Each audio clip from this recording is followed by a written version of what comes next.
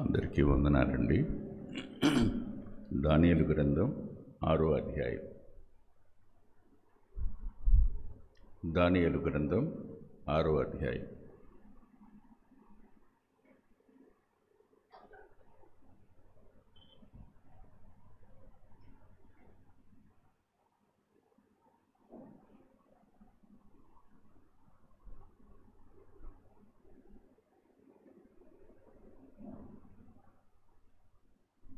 మొదటి 7 వచనాలను మార్చి చదువుకుందాం. దానియేలు గ్రంథం 6వ అధ్యాయం మొదటి 7 వచనాలను మార్చి చదువుకుందాం. తన రాజ్యమంతటి పైన అధిపతులుగా ఉండుటకై 120 మంది అధిపతులను నియమించుటకు దర్యావేషునకు ఇష్టమాయెను.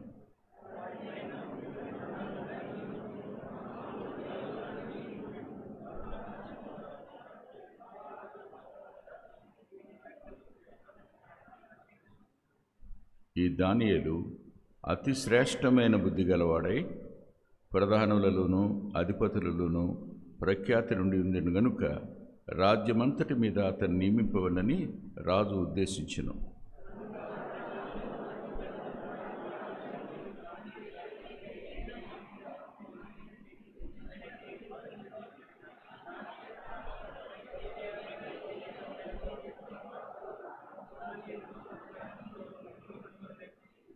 అందుకు ఆ మనుషులు అతని దేవుని పద్ధతి విషయమందే గాని మరి దేని విషయమందును అతను లోపము కనుగొనలేమని అనుకొనిరి.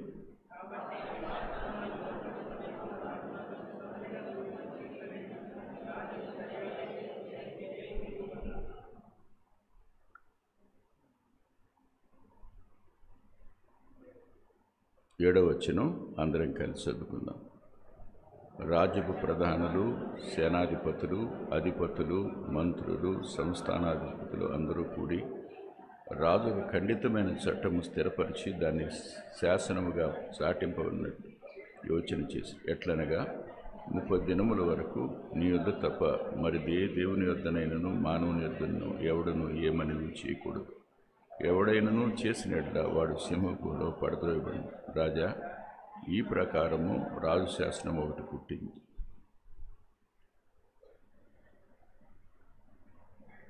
ప్రార్థన చేసుకుందాం. మహిమ కలిగిన మా ప్రియ పరలోకపు తండ్రి, మీ ప్రియ కుమారుడు మా రక్షకుడు అయిన యేసుక్రీస్తు ప్రభువారి పరిశుద్ధ నామంలో మీ పాదాల సమీపానికి వస్తున్నాం.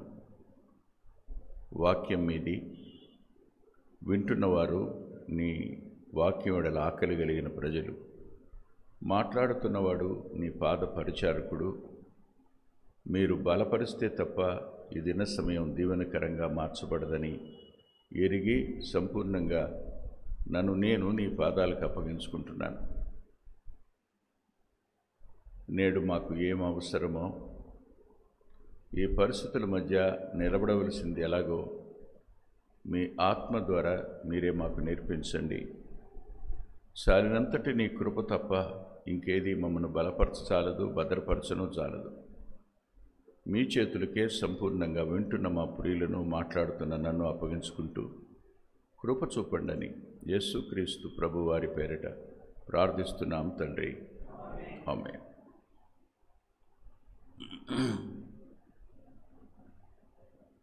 ఒక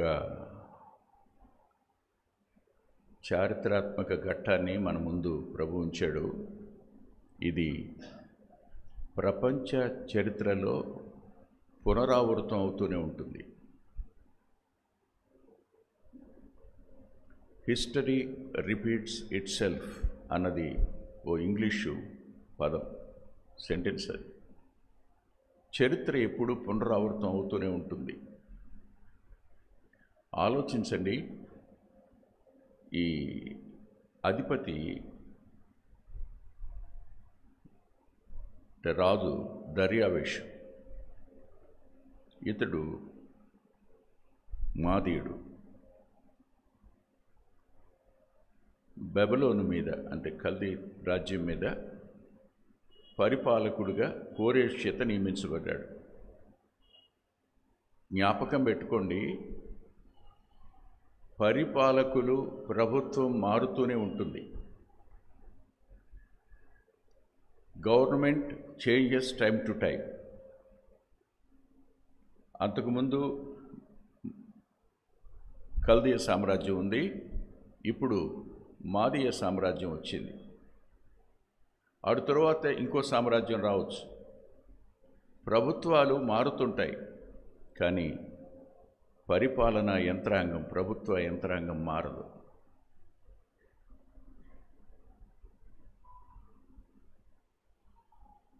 అర్థమైందా మీకు? దేశ సంస్కృతి, దేశ పరిస్థితులు, పరిపాలన ఎరిగిన వారు తప్ప పరిపాలనా యంత్రాంగంగా ఉండదగిన వారు ఎవరు? అత్యధిక శాతం గతంలో ఉన్నవారే ఉంటారు, అందులో అనుమానం ఏం లేదు. ఆ ప్రభుత్వంలోనైనా ఈ ప్రభుత్వంలోనైనా యంత్రాంగం ఏం మారదు, అదే యంత్రాంగం. కాకపోతే ఓ చిన్న రహస్యాన్ని నేను చెప్తాను. ఎందుకంటున్నానంటే, బెల్షాజరు కాలంలో 5వ అధ్యాయం ఒకసారి రండి, 11వ వచనం. నీ రాజ్యములో ఒక మనుషుడున్నాడు, అతడు పరిశుద్ధ దేవతల ఆత్మ గలవాడు. నీ తండ్రి కాలములో అతడు దైవ జ్ఞానము వంటి జ్ఞానమును, బుద్ధియు, తెలివియు గలవాడి ఉంట నీ తండ్రి కనుగొనెను గనుక నీ తండ్రి అయిన రాజుకు నెబుకద్నెజరు శకునగాండ్రకును, గారడి విద్య కలిగిన వారికిని, కల్దీయులకును, జ్యోతిష్కులకు పై అధిపతిగా అతన్ని. నెబుకద్నెజరు కాలంలో డానియల్ సో ఫేమస్, ప్రఖ్యాతి వహించినవాడు. కానీ బెల్షాజర్ కాలంలో హీ బికేమ్ అన్నోన్. ఒక ప్రభుత్వంలో, ప్రభుత్వ యంత్రాంగంలో ఉన్నతమైన స్థానంలో ఉండి ప్రఖ్యాతి వహించిన వారు రెండవ ప్రభుత్వం వచ్చేటప్పటికి వాళ్ళు ఏమైపోతారో తెలీదు, వాళ్ళని పక్కన పెట్టేస్తారు. కొంతమందిని, అందులోనూ టాప్ ఆఫీషియల్స్ని పక్కన పెట్టేస్తారు. వారికి ఇష్టమైన వాళ్ళని తెచ్చుకుంటారు. అలా తెచ్చుకుని దర్యావేష్ చేశాడు. కానీ మళ్ళా ఎప్పుడైతే బెల్షాజర్ చేశాడు, ఎప్పుడైతే దర్యావేష్ వచ్చాడో, దర్యావేషు మళ్ళీ దానియేలుని తీసుకుని వచ్చాడు. ప్రభుత్వాలు మారినప్పుడు వాళ్ళకి వెనక ఉండేటువంటి సలహా అందించేవారు కానీ, వారిని నడిపించడానికి ఉపయోగపడేవారు ముఖ్యం. అలా ఉపయోగపడేవారు మంచివారు అనుకోండి, చెడ్డ పరిపాలకులకైనా మంచి పేరు వస్తుంది. నా మాట మీకు అర్థమైందా? చెడ్డ పరిపాలకులకైనా మంచి పేరు వస్తుంది. అదే చెడ్డ యంత్రాంగం ఉందనుకోండి, మంచి వారికైనా చెడ్డ పేరు వస్తుంది.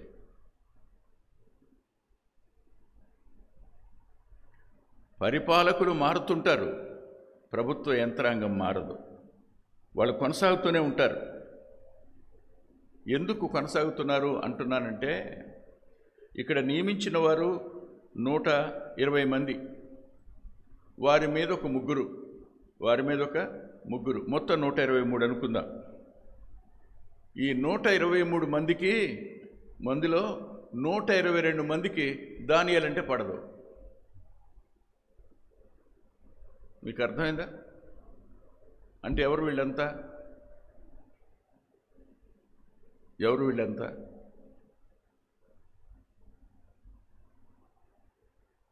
గతంలో ఉన్నవాళ్ళేగా. దానియేలు అంటే తెలియని వాళ్ళ? దానియేలు పరిస్థితి ఎరగని వారా? మీకు అర్థమైందిగా, వీళ్ళు గతంలో ఉన్నవాళ్లే.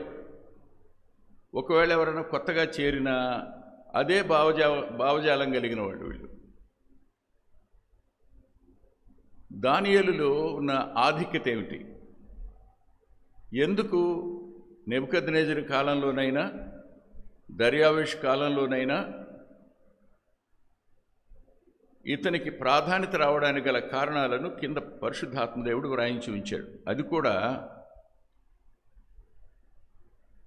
పరిశుద్ధాత్మదేవుడు రాయడం ఒకటి, ఆయన మీద లోపాన్ని కనిపెట్టగాలి అనుకున్న వాళ్ళు మాట్లాడుకున్న మాటల్లో కూడా ఆయన లక్షణాలు కొన్ని రాస్తున్నాయి. చూడండి. నెంబర్ 1, 3వ వచనం, ఈ దానియేలు అతి శ్రేష్టమైన బుద్ధి గలవాడై. అతి శ్రేష్టమైన బుద్ధి గలవాడు. బుద్ధి అనే పదానికి అర్థం చెప్పుకున్నాం మనం. అండర్స్టాండింగ్ కెపాసిటీ, అర్థం చేసుకోగలిగిన సామర్థ్యత బుద్ధి అంటే. అతి శ్రేష్టమైన బుద్ధి అంటే దేన్నైనా అర్థం చేసుకోగలడు. పరసంబంధమైన సంగతులైనా అర్థం చేసుకుంటాడు, భూ సంబంధమైన సంగతులు అర్థం చేసుకుంటాడు. నేను సాహసించి ఒక మాట చెప్తాను, అపార్థం చేసుకోకండి. సొలొమోనుకు జ్ఞానం ఉంది, అది భూ సంబంధమైన జ్ఞానం.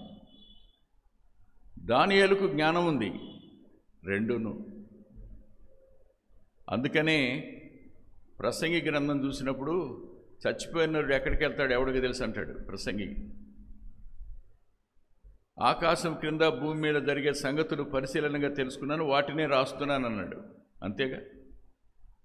భయభక్తులు నిలపడం ఒకటే అంటూ దేవుని గురించి మాట్లాడాడు తప్ప ఔషధాలు, రాళ్ళు, లోహాలు ప్రతి వింగిని ముట్టుకున్నాడు.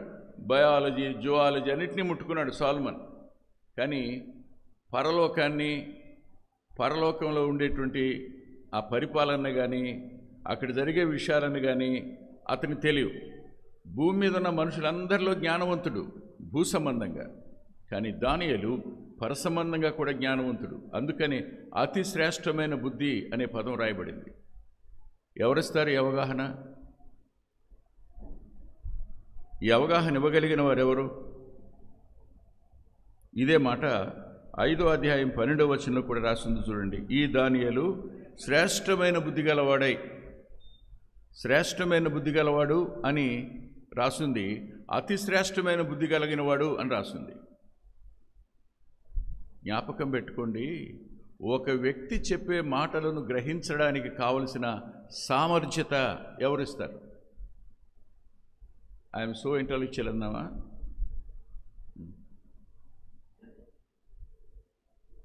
I have much knowledge to understand అన్నావా? అనొచ్చా? దానియేలు ఎవరు? మొట్టమొదటిగా దేవుని యందు భయభక్తులు కలిగినవాడు. దానియేలులో కనిపించే అత్యున్నతమైన లక్షణం ఏంటో తెలుసా? అతను దేవుని కోసం ప్రత్యేకించుకున్నవాడు. మొదటి అధ్యాయంలోనే కనపడుతుంది. ఇక్కడికి వచ్చేటప్పటికి మోకాళ్ళ కోసం తను సమర్పించుకున్నవాడు. 2 ప్రాథమికమైన విషయాలు దానియేలు దగ్గర నుంచి నేర్చుకోవాలి. ఒకటి, దేవుని కోసం ప్రత్యేకించుకోవడం. రెండవది, ప్రార్థనా జీవితం యొక్క విలువ ఎరిగినవాడు. ప్రార్థనా జీవితం కోసం తాను ప్రతిష్ఠించుకున్నవాడు దానియేలు. ఇలాంటి వాని జీవితంలో లోపాలు కనిపెట్టడం సాధ్యం కాదు. లోపాలు కనిపెట్టడం అనేది చాలామంది యొక్క లక్షణం. ఇక అదే పని, ఇంకంతకు మించి పనే ఉండదు. ఆలోచించండి. అతి శ్రేష్టమైన బుద్ధి కలిగిన వాడు, అతి శ్రేష్టమైన బుద్ధి కలిగిన వాడు అన్నాడు. మీరు ఒకసారి యెషయా గ్రంథం దగ్గరికి రండి.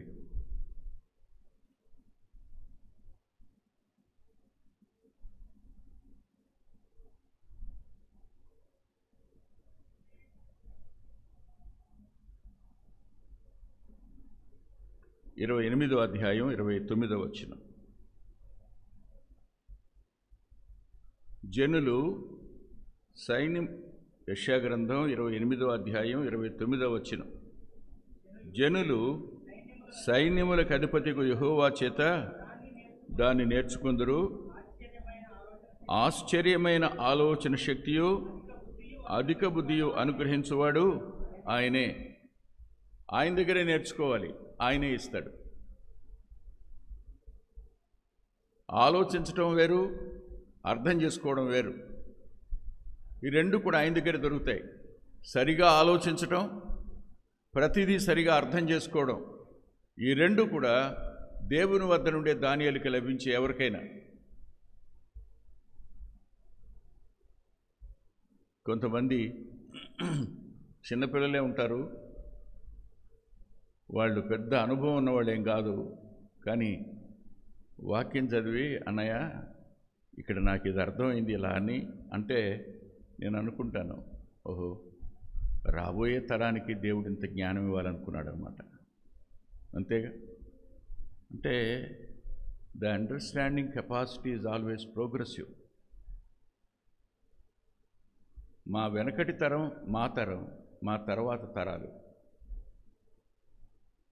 దేవుని యొక్క ఆలోచనలోను దేవుని యొక్క అవగాహనలోను అతి శ్రేష్టమైన వారిగా ఉండడం అనేది that it self is blessing to the church and to the society. Even సంఘానికి, సమాజానికి ఆశీర్వాదం, క్షేమాన్ని చేకూర్చే సంగతి.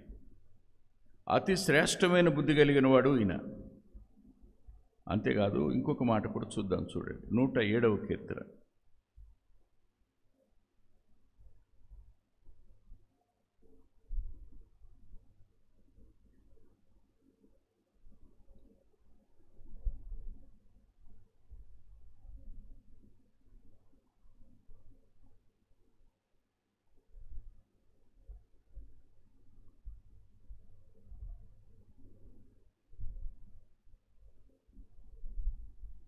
నలభై 42, 43 వచనాలు.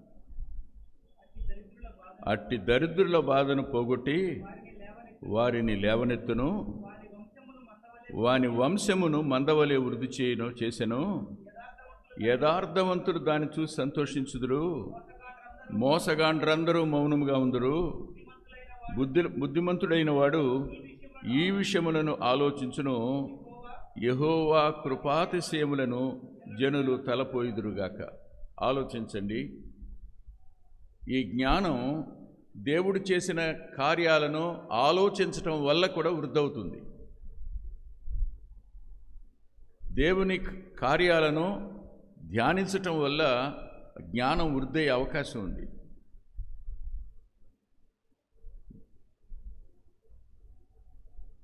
దేవుడిస్తాడు, మనము ఆయన వద్ద నేర్చుకోవాల్సిన అగత్యత ఉంది. ఇప్పుడు దానియేలు ఈ మిగిలిన వాళ్ళందరికంటే ఏముంది ఆయనకి?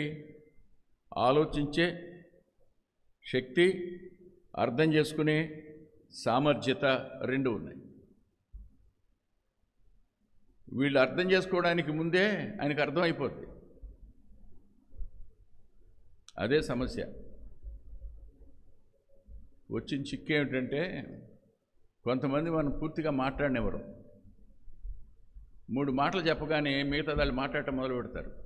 అంటే అంతా తెలిసిపోయింది అన్నట్టు. ఆ తర్వాత తిట్లు తింటారు. అంతే కదా. అది అర్థం చేసుకునే శక్తి సామర్థ్యాలు ఉండడం కాదు, తొందరపడే స్వభావం ఎవరిదో కూడా రాసి ఉండదు. సామెతల గ్రంథంలో చదవండి, చూపించడం బాగోదు ఈ టైంలో. ఆతురపడి జవాబిచ్చేవాడు ఎలాంటి వాడు రాసి ఉంటుంది లేఖనాల్లో. ఆయన అవగాహన ఉంది, అన్నీ ఉన్నాయి, తనని అడిగినప్పుడే చెప్తాడు. ప్రతిదానికి ముందుకు రాడు, తగుదనమ్మాన్ని నిలబడ్డావు. ఎవరూ చెప్పలేరు అనుకున్నప్పుడు అడిగితే చెప్తాడు. ఏముంది చెప్పండి. తాను ముందు పెట్టుకోవాలనే ఆలోచన కాదు, తాను ఎప్పుడు వెనకాలే, దేవుని వెనకాల ఉండాలి. ప్రజలకు అవసరమైనప్పుడు మేము ముందుకు వస్తాం, అంతే. దేవుడు కలుగు చేస్తే వస్తాం, దేవుని చిత్తమైతే వస్తాం, అంతే. అది దానియేలు. అతి శ్రేష్టమైన బుద్ధి కలిగిన వాడు నెంబర్ 1. నెంబర్ 2, 6వ అధ్యాయం 3వ వచనంలో ఇలా రాసిందండి. ప్రఖ్యాతి నొందినవాడు, ప్రధానుల్లోనూ అధిపతుల్లోనూ. అంటే వీళ్ళందరూ గతంలో ఉన్నవాళ్ళేనా? వాళ్ళందరికంటే ఇతనికి ఏముంది? ప్రఖ్యాతి ఉంది. ప్రఖ్యాతి అంటే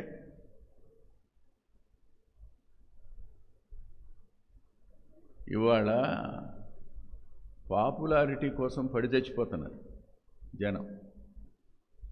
అందరి మనసు దేని మీద ఉంది? నేనేమవ్వాలి చెప్పండి, నేనేమవ్వాలి? I must become well known. దాగి ఉండి అన్నోన్గా ఉంటే దేవుడే తీసుకొచ్చి వెల్ నోన్ చేస్తాడని ఆవిడ అనుకోరు.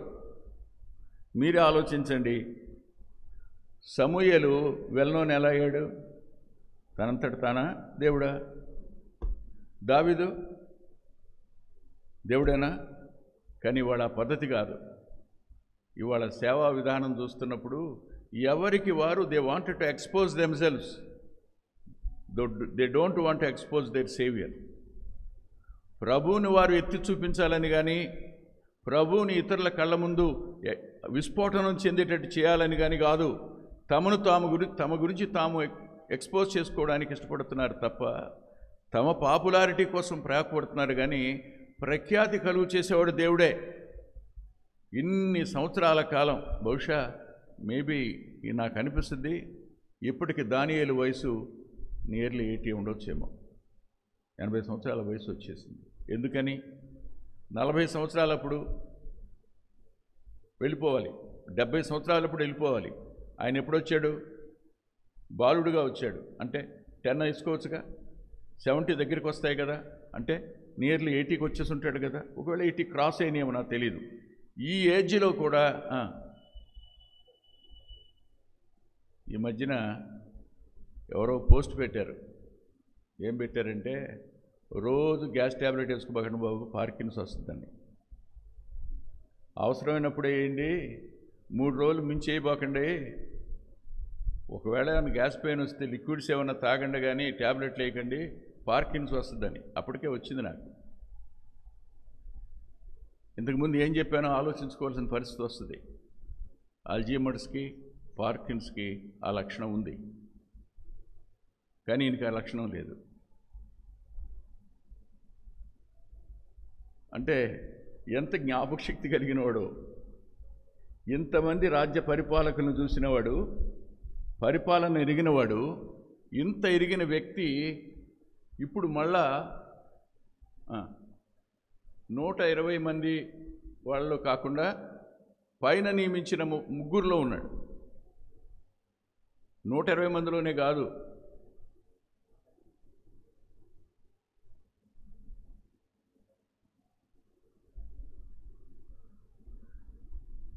ప్రఖ్యాతి పొందాడు.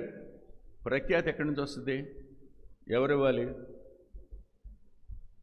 ఇప్పుడు నేను వచ్చి నా గురించి మీకు చెప్పుకుంటా ఉంటే మీరందరూ నా మీద జాలి పడతారు, మీరందరికీ నేను ఇష్టడవుతా. నేను మీ ఇంటికి వచ్చి మీ దగ్గర కూర్చొని కాసేపు 1 గంట 10 నిమిషాలు కూర్చొని వెళ్ళి కొంచెం నేను దుఃఖపడి కన్నీళ్ళు తట్టుకనుకుని వెళ్ళిపోయాను అనుకోండి, మీరందరూ ఏమైపోతారు చెప్పండి? నా పక్షం అయిపోతారు. కానీ ఎవరినైనా నా పక్షంగా ఉంచవలసింది ఎవరు? రేపొద్దున ఇలా కార్చిన కన్నీటిలో ముసలి కన్నీరు ఉందని తెలిస్తే అసహ్యం రాదు? ఖచ్చితంగా రాదా? జ్ఞాపకం పెట్టుకోండి, మనంతటా మనల్ని మనం పాపులర్ చేసుకోవాలి అనుకోవడం ప్రమాదకరం. దేవుడు మాత్రమే ఆ పాపులారిటీని ఇస్తాడు. ఎవరు ఆపుతారు? పక్కన ఊరికే వెంకటరత్నం అంటే ఎవడో తెలియదు అనుకోండి, ఏముంది? ఏం లేదు. తెలియజేసేవాడు ఎవరు? ఆయన. తెలియకపోయినంత వల్ల మనకే నష్టం రాదు. మనకిచ్చిన పరిధిలో మన వంతు పని మనం చేయడం వరకే చేయాలి. ప్రఖ్యాతినిచ్చేది కూడా దేవుడే. చూడండి, ద్వితీయోపదేశకాండం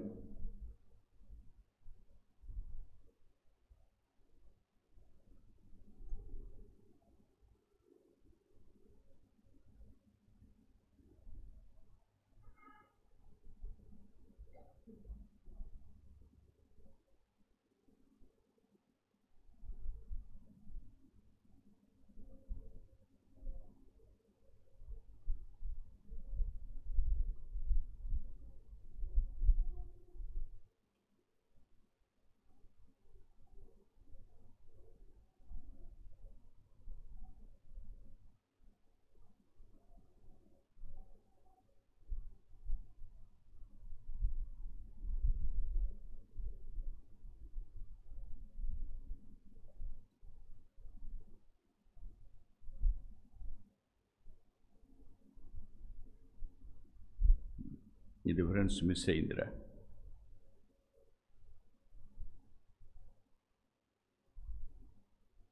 అక్కడ ఆయన కటాక్షం వలన మీరు ఖ్యాతి నొందిదురని రాసి ఉంటుంది. సరే చూద్దాం. జ్ఞాపకం పెట్టుకోండి, ప్రఖ్యాతినిచ్చేవాడు కూడా సమూయేలు దగ్గరికి వెళ్తే దొరుకుతుంది, దావీదు దగ్గరికి వెళ్ళినా దొరుకుతుంది. ఆ మాటలు దొరుకుతాయి మనకి. దేవుడే ఒక వ్యక్తిని అనేకులకు పరిచయం చేయడానికి ఇష్టపడతాడు. ఈ ప్రఖ్యాతి వహించటం అనేది బుద్ధిని బట్టి కొంత విరోధం వస్తుంది, ప్రఖ్యాతిని బట్టి మరింత విరోధం వస్తుంది. ఈ ప్రఖ్యాతి వహించకుండా ఎక్కడో ఒక మూలన ఉంటాడే, అబ్బా వాడికంటే ధనుడు ఇంకోడు ఉండడు.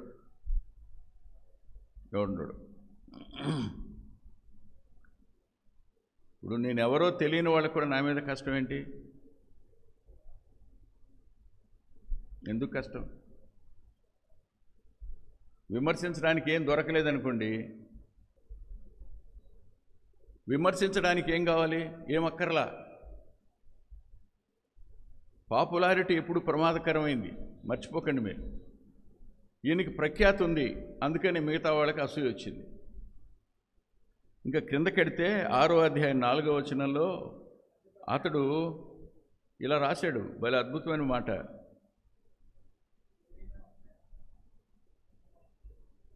ఒక్క మాట నాన్న,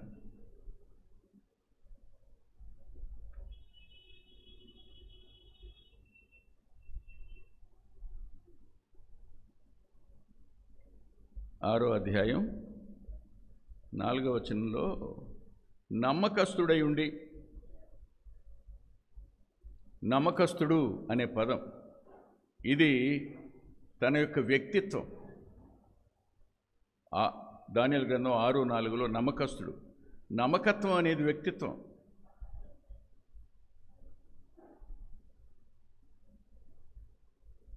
ఈ వ్యక్తిత్వం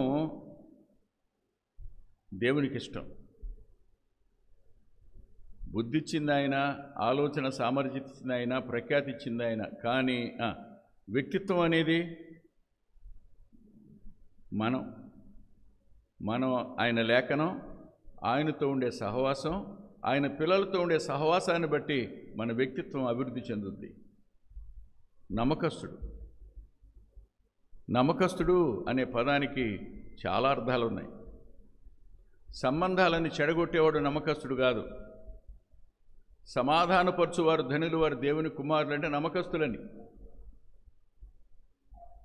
ఒకరి మధ్యలో ఒకరికున్న సంబంధాలను చెడగొట్టేవాడు నమ్మకస్తుడు ఎప్పుడు కాడు. ఒకరి మీద ఫిర్యాదులు చేసేవాడు ఎప్పుడు నమ్మకస్తుడు కాదు. దానియేలు ఎవరి మీదైనా అబండాలు వేసినట్టు కనపడద్దా మీకు? ఎవరినైనా అన్పాపులర్ చేసినట్టు కనపడద్దా మీకు? కనపడదు. నమ్మకత్వం అన్నది వ్యక్తిత్వంలో భాగం. అది వ్యక్తిత్వం అంతే. అన్నకొచ్చి చెప్పుకుంటే ఆదరిస్తాడు, కానీ దాన్ని మళ్ళీ బ్లాక్మెయిల్ చేయటానికి వాడుకోడు. ఇతరులకు చెప్పి మనల్ని చులకం చేయడు, వాడితో పాటు సమాధికి వెళ్ళిపోద్ది. ఇది నమ్మకత్వం. నమ్మకత్వం లేకపోవడం అనేది ప్రమాదకరమైంది. నిత్యత్వానికి వెళ్ళిన తరువాత కూడా నమ్మకత్వమే కొలమానం. బళ నమ్మకమైన, అవునా? ఏది కొలమానం? నమ్మకత్వం కొలమానం. మనకిచ్చిన దానిలో కానీ, మనం చేయవలసిన దానిలో కానీ, మనం కలిగి ఉండి ఇతరులకు ఇవ్వవలసిన విషయంలో కానీ, ఇతరులను పట్టించుకునే విషయంలో కానీ నమ్మకత్వానికి అత్యంత ప్రాధాన్యత ఉంది. అతడు నమ్మకస్తుడు అంటే అర్థం ఏంటి చెప్పండి? ఎదటి వాడికి హాని చేయడు, పడితే తనే బాధపడతాడు. ఎదటి వాడిని అన్పాపులర్ చేయడు, కామ్గా ఉంటాడు. వాళ్ళ లోపాలు చెప్పాల్సిన అవసరం మనకు లేదు, వాళ్ళ పొరపాట్లు చెప్పాల్సిన పని లేదు, మౌనంగా పోవటం అంతే. ఈ నమ్మకత్వం అనేది దానియేలులో ఉంది. చూడండి, ఇంకా ఈ మాట అనేది ఎవరు?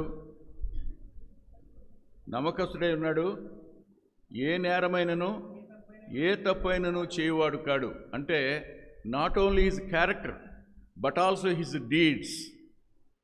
అతని క్రియలు సహితం ఎలా ఉన్నాయి చెప్పండి. భలే మాట అండి ఇది. ఇక్కడ మనం ఆగితే బల దగ్గరికి రొట్టె ద్రాక్షరసం కోసం వచ్చేటప్పుడు మనం పరిశీలన చేసుకోవాల్సినవి నేను. అవగాహన సరైంది లేదు, ఆలోచన విధానం సరిగా లేదు, అంత మాత్రమే కాదు, ఏం లేదు, సరైన పేరు లేదు. ఆ తరువాత తప్పు కానీ లోపం కానీ లేదు అని చెప్పలేం. తప్పులు ఉన్నాయి, తప్పులు అంటే కమిటెడ్, లోపాలు అంటే వ్యక్తిత్వంలో ఉండే బలహీనతలు, ఇవన్నీ ఉన్నాయి. దానియేలులో లేవు. అంటే అతడు ఏ స్థాయికి వచ్చాడు? దేవుని వ్యక్తిత్వాన్ని తన జీవితంలో అభ్యాసం చేసి అలా బతకడానికి ప్రయత్నం చేస్తున్న వ్యక్తిత్వం.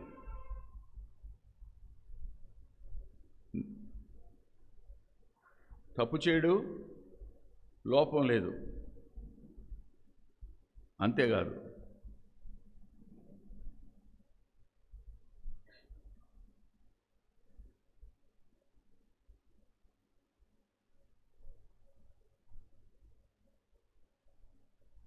తప్పైనను అనే పదం 2 సార్లు రాసింది 4లోని. అప్పటి నుంచి అతని మీద నింద మోపాలి, ఎలాగైనా అతని మీద నింద మోపాలి. నింద మోపడం అనే పదం ఎంతో ప్రమాదకరమైంది. లేనిది సృజించడం, లేదు కనిపించేదానికి విపరీతమైన భాష్యం చెప్పడం నింద అంటే. మొన్న వాళ్ళిద్దరు అక్కడ కనపడ్డారు బ్రదర్ నాకు అన్నాడు అనుకోండి. వాళ్ళు ఎందుకు మాట్లాడుకుంటున్నారో నీకు తెలియదుగా. వాళ్ళిద్దరి మీద నువ్వు చెడుగా అభిప్రాయం ఏర్పరచుకుని దాన్ని ప్రచారం చేస్తే మీరు ఆలోచించండి. ఎవరో వచ్చారు, కూర్చున్నారు బయట, లోపలికి రమ్మని మాట్లాడుతూ ఉన్నాం. ఫలానా వాడు ఇక్కడికి వచ్చి మాట్లాడెళ్తున్నాడు బ్రదర్ అంటే అతను ఎందుకు వచ్చాడో తెలీదు, మీ ఇంటికి ఎందుకు వచ్చాడో తెలీదు. కానీ వచ్చిన వ్యక్తిని బట్టి నిన్ను అతనికి అంటగట్టి నీ మీద లేనివి కల్పించి చెప్పడం నింద కదా. రేపొకానొక దినాన్న ఈ నిందలు వేసేవారందరూ సిగ్గుపడతారు నిశ్చిత్వంలో.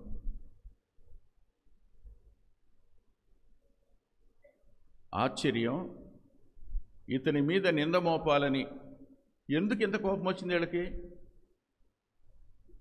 ఎందుకు ఇంత కోపం వచ్చింది? 1 దేవుడిచ్చిన ఆ 2 తన వ్యక్తిత్వం, తరువాత తన యొక్క క్రియలు, ఇవన్నీ చూసినప్పుడు త్రాసులో వీళ్ళందరూ తగ్గిపోవటం మొదలైంది, పైకి లేచిపోతున్నారు.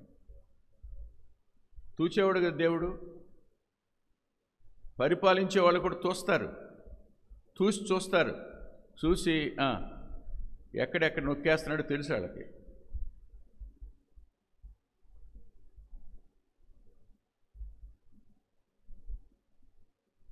ఏం చేయడానికి తీర్మానం చేసుకున్నారు కూడా వాళ్ళకి అర్థమవుద్ది. ఆ కారణం చేత ఇలాంటి వ్యక్తికి ప్రమోషన్ ఇద్దాం అనుకున్నాడు దర్యావేష్. చూడండి ఆ మాట, 3వ వచనం.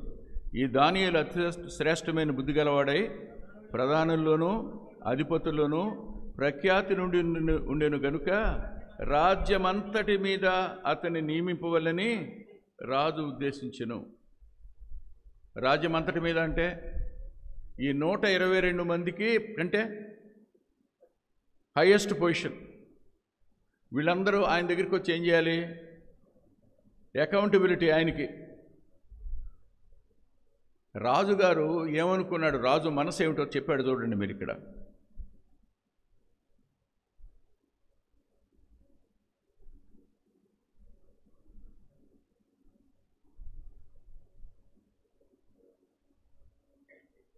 రెండవ వచనంలో రాజునకు నష్టము కలగకుండానట్లు 6:2లో రాజునకు నష్టం కలగకుండా.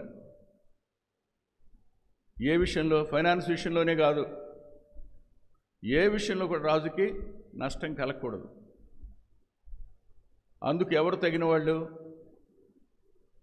పరిపాలకులకు నష్టం కలగకుండా ఉండే వ్యక్తులను వాళ్ళు ఎక్కడ పెడతారు? ఓ సుప్రీం పొజిషన్లో పెట్టాలనుకుంటారు. ఎప్పుడు అతన్ని ప్రమోట్ చేద్దాం అని అనుకుంటున్నారో అప్పుడే ప్రారంభమవుతుంది ఎనిమిటి. ప్రమోషన్ వస్తుంది అనగానే కింద వాళ్ళకి ఎలా ఉంటుంది? ఒక కుర్రాడు జాయిన్ అవ్వడానికి వెళ్ళాడు, పేర్లు చెప్పలేండి, చాలా ఉన్నాయి ఇలాంటివి. వెళ్తే నీ వయసు ఎంత అని అడిగారు.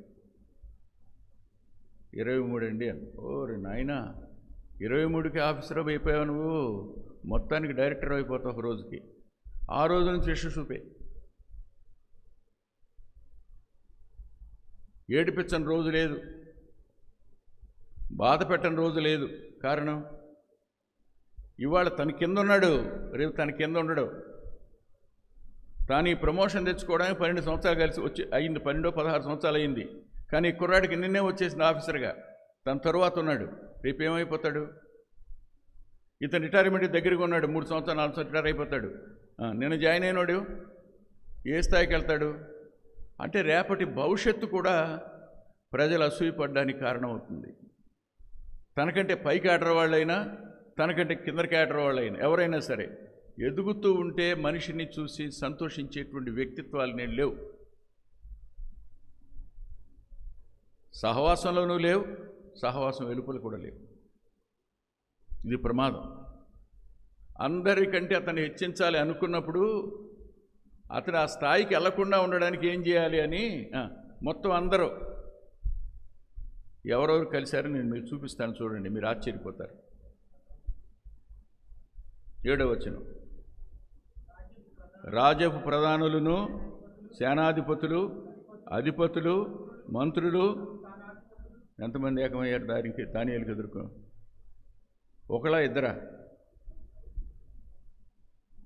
అసూయ వచ్చిందేమో ఈ అధిపతులకే, కానీ ఎంతమందిని కలుపుకున్నారు వీళ్ళకి తోడు?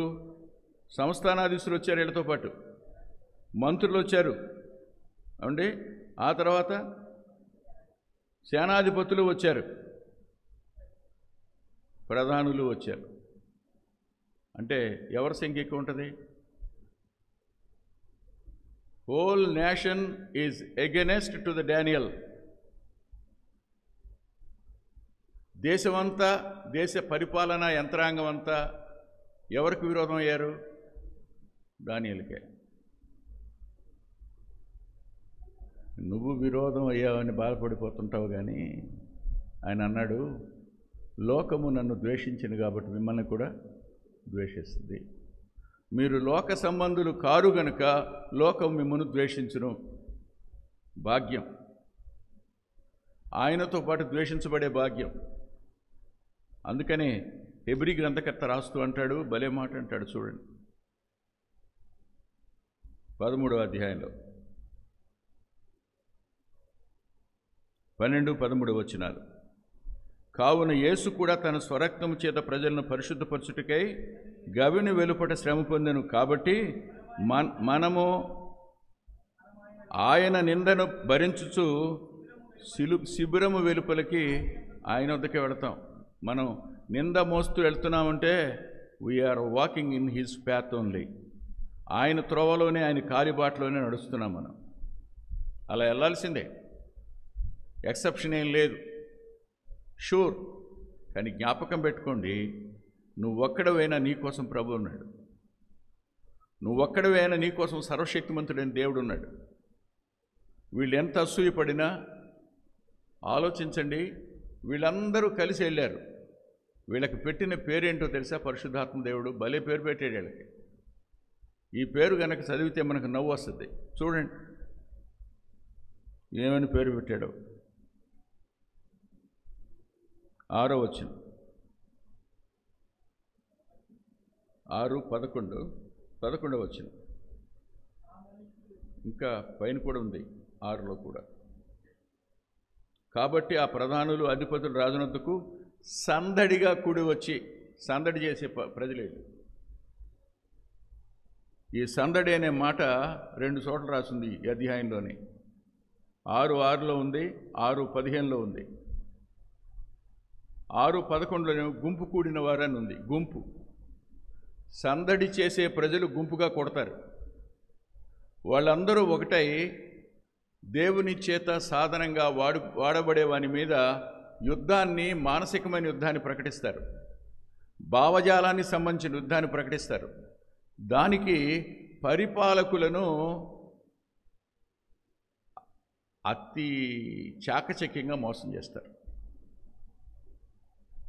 ఎంత మోసం చేస్తారయ్యా అంటే, అయ్యా 1 నెలల పాటు ఏంటంటే 1 నెల రోజులు అంటే 31 దినాల పాటు ఏం చేయాలి? 30 రోజులు ఎవరైనా సరే ఒక మనిషి దగ్గర కానీ దేవుని దగ్గర కానీ మనవి చేయకూడదు. అంటే అర్థం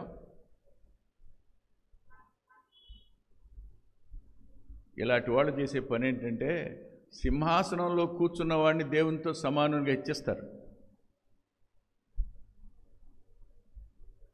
సింహాసనం ప్రమాదకరమైంది, కిరీటం కూడా ప్రమాదకరమైంది. అధికారంలో ఈ ప్రమాదం అంతా దాగుంది. వెళ్ళిపోతారండి నిలబడి, అయ్యా బా మీ అంతటి వాడు ఎవడో లేడండి అంటే చాలా అయిపోయాడు. నేను ఇదివరకు చెప్పాను మీకు, ఉయ్యూరు తాలూకా ఆఫీసులో ఎన్జిఓ స్ట్రైక్ టైంలో లివింగ్స్టన్ గారు ఎన్జిఓస్ అంతా స్ట్రైక్ చేస్తూ ఉంటే ఆయన ఒక్కడే తహసీల్దార్ గారు, ఆయన దగ్గర ఒక ఫ్యూన్ మాత్రమే ఉన్నాడు. ఈ మధ్యలో ఇంకొకళ్ళు కావాలి.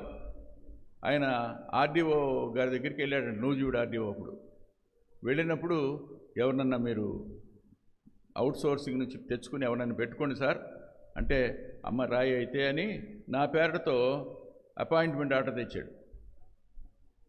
తెచ్చేసి నాకు ఫోన్ చేయించాడు, నా దగ్గర మనిషిని పంపించాడు రమ్మని. నేను వెళ్ళా. నేను ప్రార్థన చేస్తున్నాను, నేను ఉద్యోగం చేస్తాను, సేవ చేయనని ఆయనతో నేను తగాదా పెట్టుకుని కూర్చుని ఉన్నా.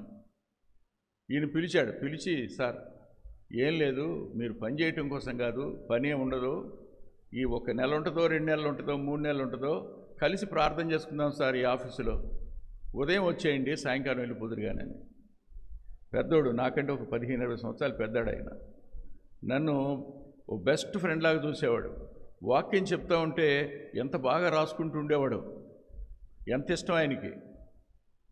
ఆయన నిజంగా నిజాయితీపరుడు, లంచం పుచ్చుకోడు, ఎవరి దగ్గర పైసా ఆశించడం. అలాంటి వాడు, చాలా స్ట్రిక్ట్ ఆఫీసర్ అన్నమాట. ఆయన ఉయ్యూరు పోస్టింగ్ రాగానే మొట్టమొదటిగా హాకర్స్ యొక్క చిట్టాలన్నీ తెప్పించేశాడు. అంతేకాదు, మొత్తం ఎన్నైతే పెట్రోల్ బంకులు ఉన్నాయో పెట్రోల్ బంకుల యొక్క అకౌంట్స్ అన్నీ కూడా తీసుకురమ్మన్నాడు. అంటే ఆయన కూడా తాలూకా మ్యాజిస్ట్రేట్ కదా, అన్నీ తెచ్చేశారు. అందరూ వణికిపోతున్నారు. ఇక ఏం చేయాలో తొయిట్లా. ఎన్జిఓస్ లేరు వాళ్ళతో చెప్పి పని చేయించుకోవడానికి. ఈయనేమో మాట అనడు, ఏం చేయాలి? అప్పుడు ఉయ్యూరులో ఒక పెట్రోల్ బంక్ ఉండి ఒక సినిమా హాల్ ఉన్న ప్రొపరైటర్, చాలా పెద్ద ఆయన, చాలా హైట్గా ఉన్నాడు, జెంటిల్గా ఉన్నాడు. వచ్చి నిలబడ్డాడు. ఆ ప్యూన్ పేరు మాణిక్యాలరావు. కొంచెం అయ్యగారిని చూడాలయ్యా అన్నాడు. అనేసి లోపలికి వచ్చాడు. నన్ను చూడగా నాకు నమస్కారం పెట్టాడు. నేను లేచి నిలబడ్డా. సారు అనుమతిస్తారా వెళ్ళటానికి? నాకు కొంచెం మీరు చెప్తారా అంటున్నాడు. ఇంతలోకి ఆయనే అన్నాడు, ఎవరినో లోపలికి రమ్మనండి అన్నాడు. లోపలికి వెళ్ళాడు. కూర్చోండి అంటే కూర్చోలే. సార్ లేదండి, మీ అంతటి వారు ముందు కూర్చోవడానికి నేను తగనండి. మీ అంతటి వారు ముందు నిలబడ్డ కూర్చోటకి నేను తగని నిలబడే ఉంటానయ్యా. నేను మిమ్మల్ని చూడటానికి వచ్చి అంతే, మీ ముఖం చూసి వెళ్ళిపోదామని వచ్చి అంతే. మీరు లంచం పుచ్చుకోరంట, మీరు పొగడతలు ఇష్టపడరంట, మీరు అన్నీ అకార్డింగ్ టు ద రూల్ చేస్తారంట, నీతిగా బతుకుతారంట, మీ ముఖం చూసి వెళ్దామని వచ్చాను సార్ అన్నాడు. నాకు అర్థమైపోయింది, ఈ పొగడతలో పడిపోతాడు ఇది ఖచ్చితంగా అని. అటాక్ పడిపోయాడు. అధికారానికి, సింహాసనానికి, కిరీటానికి ఉన్న బలహీనత ఏమిటంటే ఇతరులను పొగడాలి అనుకోవడం, ఇతరులను హెచ్చించాలనుకోవడం. ఇదే దర్యావేషులో ఉంది. దర్యావేషుని వచ్చిన వాళ్ళందరూ దేవుని స్థానంలోకి ఎత్తారు. అవును, మనవి చేయవలసింది ఎవరికి? ప్రార్థన చేయవలసింది ఎవరికి? విజ్ఞాపన చేయవలసింది ఎవరికి? అడగవలసింది ఎవరిని? Who is the supreme giver? Lord alone, God alone. ఆయన. వీళ్ళు ఏం చేశారు ఇప్పుడు? లోపం కనిపెట్టాలి అని అంటే కేవలం దేవుని విషయంలో తప్ప ఏ లోపం కనుక్కోలేం. వీళ్ళలో ఏం చేయాలి? వచ్చిన్నది తెలీదు, తెలియకుండా వీళ్ళ కుయుక్తి తెలీదు, శాసనం రాయించి ముద్ర వేయించేశారు. తాను ప్రేమించి ఎవరిని తాను ఉన్నతంగా ప్రమోట్ చేద్దాం అనుకుంటున్నాడో ఇది అతని పేక చుట్టుకుంటుందని తెలీదు పాపం పరిపాలకులకి.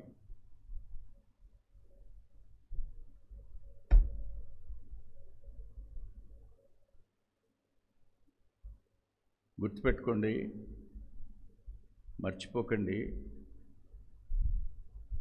పరిపాలకులను పాడు చేసేటువంటి ప్రభుత్వ యంత్రాంగం ఉంది, పరిపాలకులను సరిచేయగలిగిన యంత్రాంగం ఉంటుంది, పరిపాలకులకు సరైన మార్గనిర్దేశకత్వం ఇచ్చేటువంటి వ్యక్తులు కూడా పరిపాలనా యంత్రాంగంలో ఉంటారు.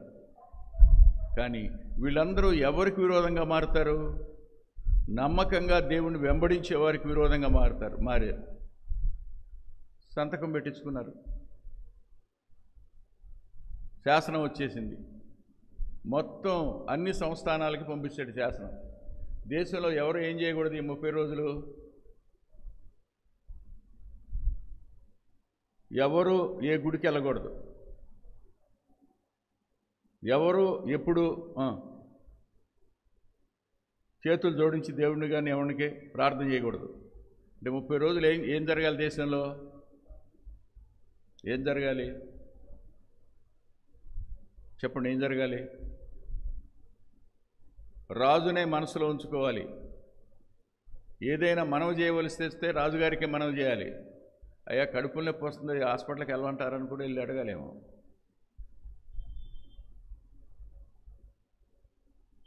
పరిపాలకులను పిచ్చివాళ్ళని చేసేది ప్రభుత్వ యంత్రాంగం. అలాంటి యంత్రాంగం దర్యావేష్ కాలంలో ఉంది. నమ్మేశాడు, సంతకం పెట్టేశాడు. కానీ దానియేలుకున్న అత్యున్నతమైన అనుభవం ఏంటంటే ఫెలోషిప్ విత్ ద లార్డ్, దేవునితో సహవాసం. ఒక వ్యక్తిని దేవుని కోసం ప్రత్యేకించుకోవడం అనేది శ్రేష్టమైనది అయితే, ఎవరి కోసం ప్రత్యేకించుకున్నాడో ఆయనతో వ్యక్తిగత సహవాసం కలిగి ఉండడం అనేది అత్యున్నతమైనది, అతి శ్రేష్టమైనది కూడా.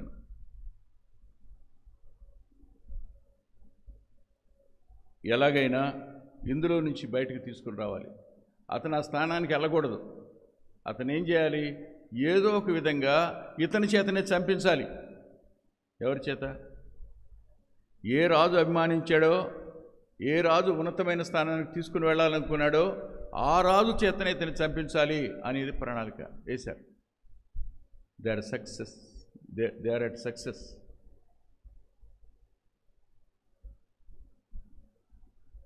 ఈయన తలుపులు వేసుకోలేదంట. ఎందుకు వేసుకోలేదు? 2 కారణాలు ఉన్నాయి. ఒక కారణం మాత్రం చూపిస్తాను నేను. రాజులు మొదటి గ్రంథం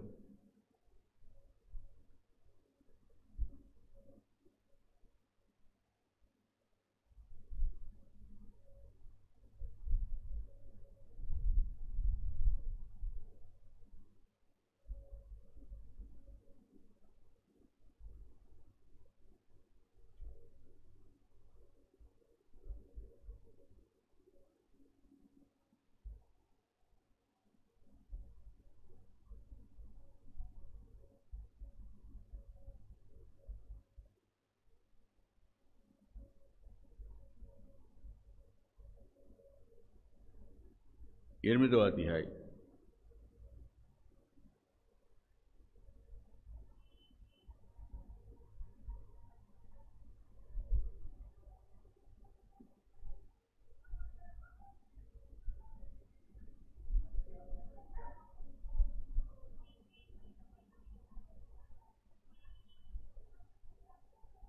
ముప్పై 35వ వచనం చూడండి.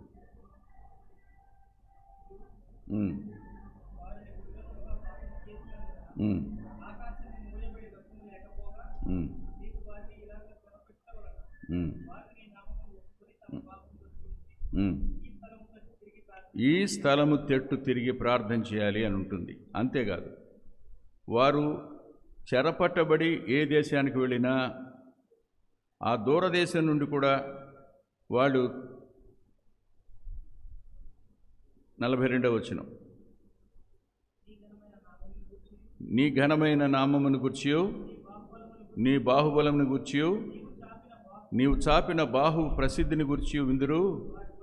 వారు వచ్చి ఈ మందిరము తట్టు తిరిగి ప్రార్థన చేసిన యెడల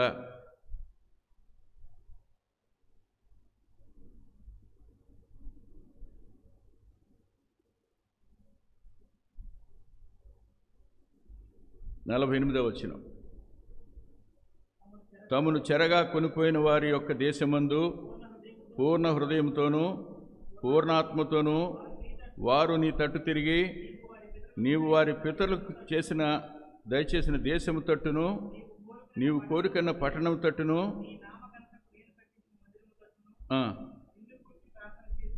ఇది ఫైనల్. శత్రు దేశంలో ఉన్నప్పుడు కూడా ఈ తట్టు తిరిగి, దేశం తట్టు తిరిగి, ఈ దేవాలయం తట్టు తిరిగి వాళ్ళు ప్రార్థన చేస్తే చెరలో ఉండి విని సహాయం చేయని ఆయన అని సొలొమోను ప్రార్థన చేశాడు. ఇప్పుడు దానియేలు పరిస్థితి ఏంటి? నేను వెళతానో వెళ్ళనో, కానీ ఈ ప్రజలు నువ్వు తీసుకెడతానని 70 సంవత్సరాలకి వాగ్దానం చేసావు కదా, ప్రార్థన చేయమని సొలొమోను చేత చెప్పించావు కదా. అందుకని యెరూషలేము తట్టు, దేవాలయం తట్టు ఎక్కడో ఉంది, దగ్గరలో ఏం లేదు. ఏదో ఈ మల్లాయపాలెంలోనో అక్కడ బేతోల్లోనో లేదు. అప్పుడప్పుడు మైకులు వినపడటం కాదు, వినపడదో కనపడదు. అది అక్కడ కేక ఎక్కడికి వినపడదో అది కనపడదు. అయినా సరే ఆ తట్టు తిరిగి ప్రార్థన చేస్తే అని రాశాడు. ఇతని యొక్క ఆశ ఏంటి చెప్పండి? దేవుడున్నాడు, ఆయన కోసం ప్రత్యేకించుకున్న, అవును, మేము ప్రత్యేకించుకుని ఉండడానికి నపుంసకుల అధిపతికి మనసు కలుగు చేసినవాడు ఆయన, రాజుగారికి మా మీద అభిమానం కలుగు చేసినవాడు ఆయన, ముగ్గురిని అగ్నిగుణంలో కాపాడినవాడు ఆయన. ఆయన సజీవుడు. లేకపోతే ఎక్కడ బానిసగా వచ్చాను ఇక్కడికి? నేను ఇప్పుడు పరిపాలించే స్థానంలోకి ఎలా వచ్చాను? ఇదంతా దేవుడే కదా. నాకెవరు ముఖ్యం? దేవుడు ముఖ్యం. దేవుని నామం పేరటే నేను నమ్మకంగా ఉంటాను, అధిపతులకి, అధికారులకి, ప్రభుత్వానికి, అంతే. దేవుణ్ణి మాత్రం వదిలిపెట్టను. మోకాళ్ళ మీద నుండి నేను మానేసే పని చేయను. మోకరిస్తా, దినానికి 3 సార్లు మోకరిస్తా, 3 సార్లు యెరూషలేము తట్టుకు కిటికీ తెరిచే ఉంచుతా. వాక్యం కదా. వీళ్ళందరూ వెళ్ళారు. చూడండి ఎంతమంది వచ్చారో చూసాంగా మనం. వీళ్ళందరూ వెళ్ళి, ఎందుకు వీళ్ళకింత చెప్పండి? 2 మాటలు చెప్తాను నేను. 1 ఈర్ష్య, 2 ద్వేషం. ఈర్ష్య ద్వేషాలు పరిశుద్ధాత్మనికి చెందినవి కావు. అది శరీరానికి, అపవాదికి సంబంధించినవి. ఈర్ష్య పడేవాడు నష్టపోతాడని లేఖనంలో ఉంది. ద్వేషించేవాడు నష్టపోతాడని రాస్తుంది. జ్ఞాపకం పెట్టుకోండి. ఈర్ష్యను గురించి బహుశా మనం ఇప్పుడు ఆలోచించలేదేమో కానీ పరిశుద్ధాత్మ దేవుడు ఓ అద్భుతమైన మాట రాయించాడు ఈర్ష్యను గురించి. చూడండి, సొలొమోను గారు రాశారు. పరమగీతం 8వ అధ్యాయం 6వ వచనం 2వ భాగం. ఈర్ష్య పాతాళమంతా కఠోరమైనది, దాని జ్వాలలు అగ్ని జ్వాలా సమములు. ఈర్ష్య పాతాళమంతా కఠోరమైనది.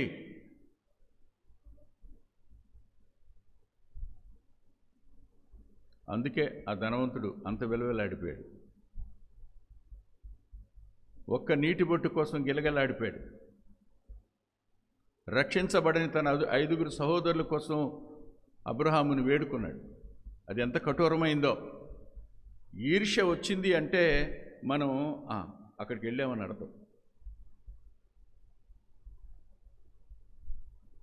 నేను ఒక మాట సాహసం చెప్తాను. ఈర్ష్య ఉన్నవాని అంతరంగంలో మంట పడుద్ది. పాతాళపు అగ్నే వాడి అంతరంగాన్ని కాలుస్తుంటుంది. దేవునితో సహవాసం చేసేవాని అంతరంగం మండుద్ది. ఈ మంటకి ఆ కాలడానికి వ్యత్యాసం ఉంది. ఆ మంట నిన్ను ఉజ్జీవింపజేస్తుంది, ఈ మంట నిన్ను శరీరంలోకి ముంచేస్తుంది. వీళ్ళందరికీ దానియేలు మీద ఈర్ష్య. ఏమైనా నష్టం చేశాడా? వీళ్ళేమైనా తిట్టాడా? మరెందుకు?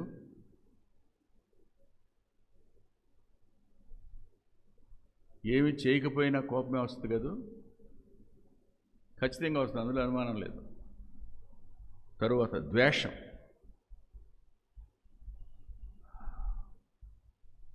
ఇంకోటి కూడా ఈర్ష్య గురించి మళ్ళీ సొలొమోను గారు రాస్తూ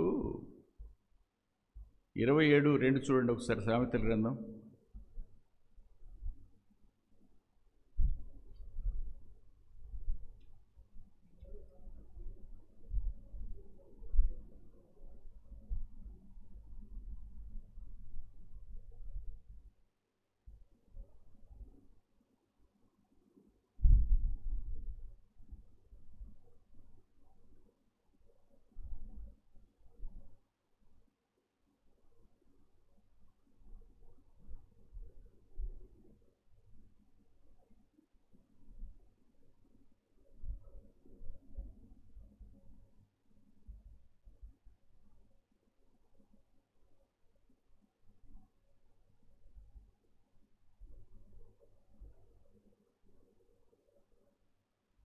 ఈర్ష్యకు తృప్తి ఉండదట.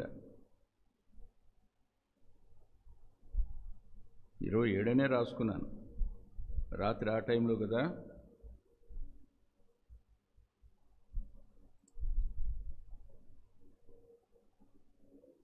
నానా 27, 24.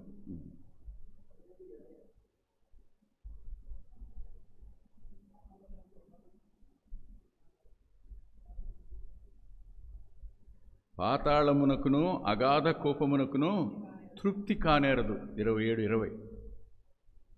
27:2 అని పెట్టాను, 0 పడలేదు సరిగ్గా.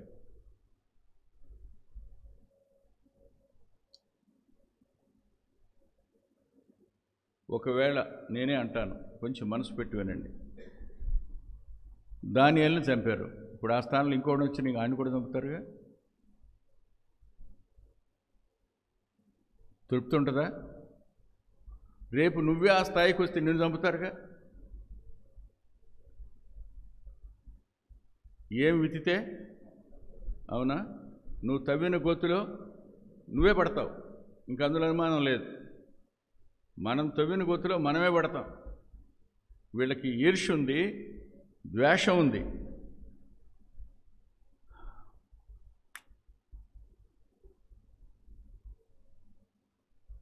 ద్వేషానికి ఒక లక్షణం ఉంది. 34 కీర్తన చూడండి ఒకసారి.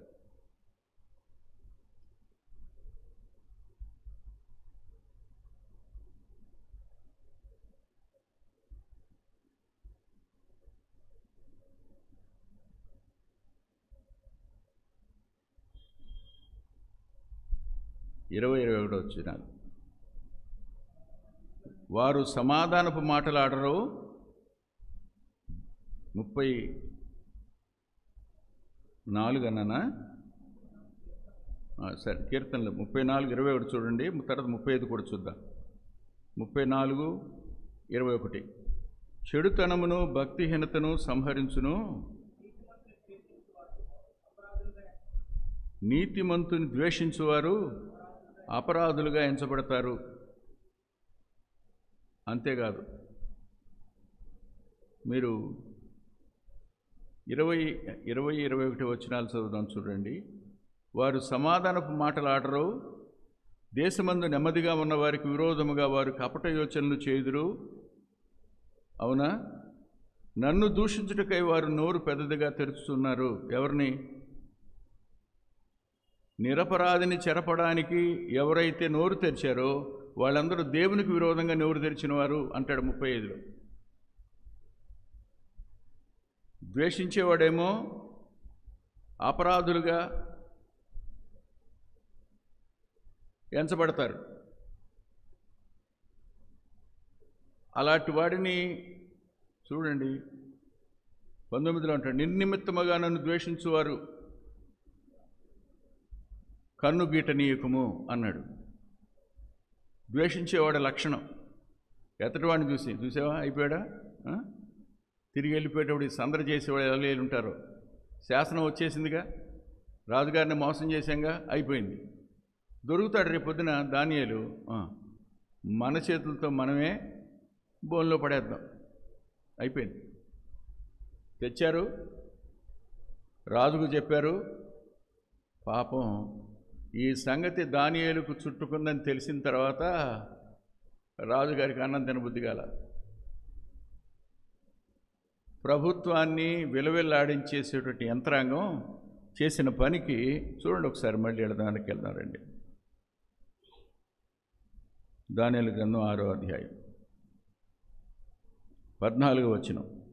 రాజు ఈ మాట విని బహుగా వ్యాకులపడి దానియేలును రక్షించవలెనని తన మనసు దృఢం చేసుకుని ఏం చేశాడు?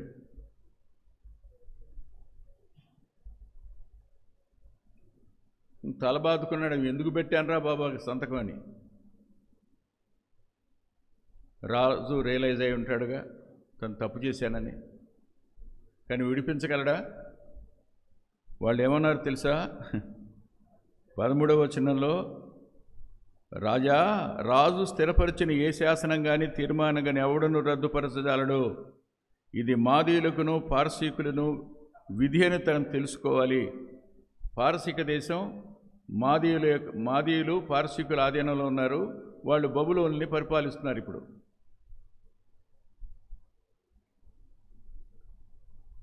ఇక ఈ ఆజ్ఞకి ఎదురులేదు అన్నారు. అందరూ వచ్చి నిలబడ్డారు. అతనేనండి దానియేలు. శాసనం ఉందా లేదా? శాసనాన్ని లెక్క చేయడా? శాసనాన్ని అధిగమిస్తాడా? గుర్తుంచుకోండి,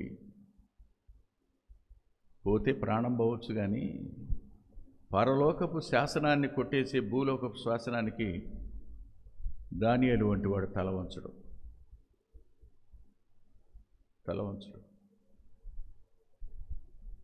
ఏముంది?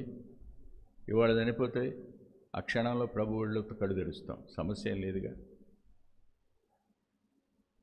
వాళ్ళు నాశనం అయిపోవాలని కోరుకోం, వాళ్ళు రక్షించబడాలని ప్రార్థన చేస్తాం అంతే. చూడండి జరిగింది.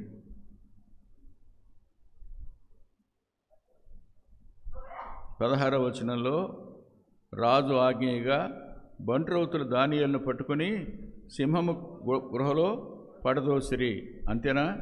ఆ తర్వాత ఏం చేశారో చూడండి. 17వ వచనం. వారు ఒక రాయి తీసుకుని వచ్చి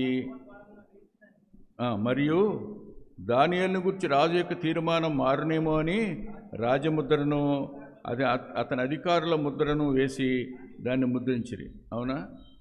ప్రభు సమాధి మీద రాయికి ఏం చేశారో సింహాల గుహ మీద రాయికి కూడా అదే పని చేశారు. అంటే అర్థం ఏంటి చెప్పండి? ఇంకా బయటికి రాకూడదు. No more Daniel in this night. We are going to rejoice with wine and dance. ఒక దానియేలు వెళ్ళిపోతే 100 మంది దానియేలు వస్తారు. దేవుడు లేపుకోవడానికి సమర్థుడు. ఎప్పటికీ శేషం నిలిచి ఉంటుంది. శేషాన్ని ఎవడు ఏం చేయలేడు. పాపం వాళ్ళేమో సంతోషంతో ఉన్నారు. ఎవరు? సేనాధిపతులు కానీ అధిపతులు కానీ మంత్రులు కానీ వీళ్ళందరూ they are very happy that night. కానీ రాజు చూడండి 18వ వచనం. అంతట రాజు తన నగరకు వెళ్ళి పాపం ఎవరికి వచ్చినాయి తిప్పలు ఇప్పుడు? దేవుడు ఏం చేస్తాడు చెప్పండి? దేవుడు ఏం చేస్తాడు? రాజుకు నిద్ర పట్టనివ్వడు, రాజుకి మనసు లేకుండా చేస్తాడు, నాట్యవాద్యాలు జరగనివ్వలేదు, నిద్ర లేదు. కలవరం ఎవరికి ఇప్పుడు?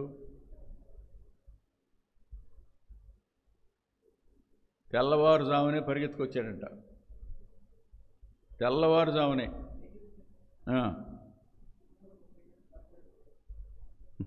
జీవము గల దేవుని సేవకుడు అయిన దానియేలు చూడండి, అక్కడ దుఃఖస్వరముతో దేవుని పిల్లలెవరూ దేశానికి హాని కలుగు చేయరు.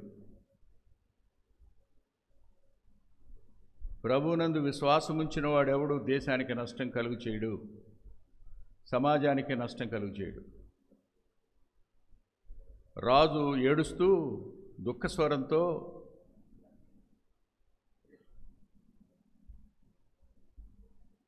జీవము గల దేవుని సేవకుడు అయిన దానియేలు అన్నాడు. నా సేవకుడు అయిన దానియేలు అనలా, నా అధిపతి అయిన దానియేలు అనలా, నేను హెచ్చించాలనుకున్న దానియేలు అనలా. జీవము గల దేవుని సేవకుడైన దానియేలు, నిత్యము నీవు సేవించున్న దేవుడు నేను రక్షించగలిగినా అని అడిగాడు. అసలు స్వరం వినపడద్దని ఊహించాడా? కానీ నందుకు దానియేలు, రాజు చిరంజీవి యగ్గునుగాక. తన ఆజ్ఞ చొప్పునే సింహాల బోన్లో పడేశారు. ఇప్పుడు అటు రాజు ఏమవ్వాలని కోరుకుంటున్నాడు? చిరంజీవి కావాలి, అంటే చిరకాలం జీవించేవాడివి కావాలి.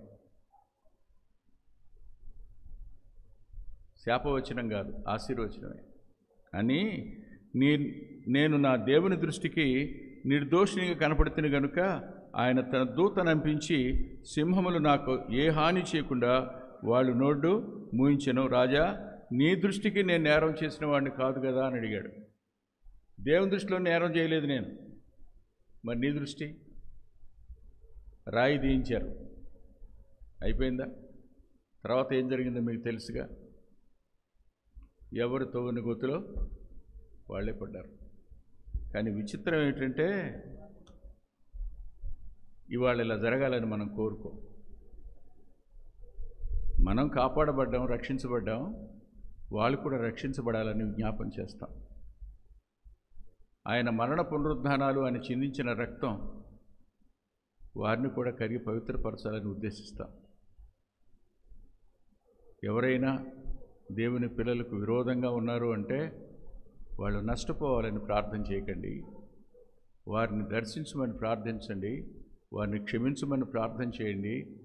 వారు కూడా చిరంజీవి కావాలి అని, అంటే నిత్య జీవం పొందేవాళ్ళు కావాలని ప్రార్థన చేయాలి. తలలో ఉంచండి. ప్రేమగల తండ్రి, పరిశుద్ధులైన గొప్ప దేవ, బయలుదేరి వెడుతూ ఉన్నాం. మాతో కూడా మీ సన్నిధి రానివ్వండి.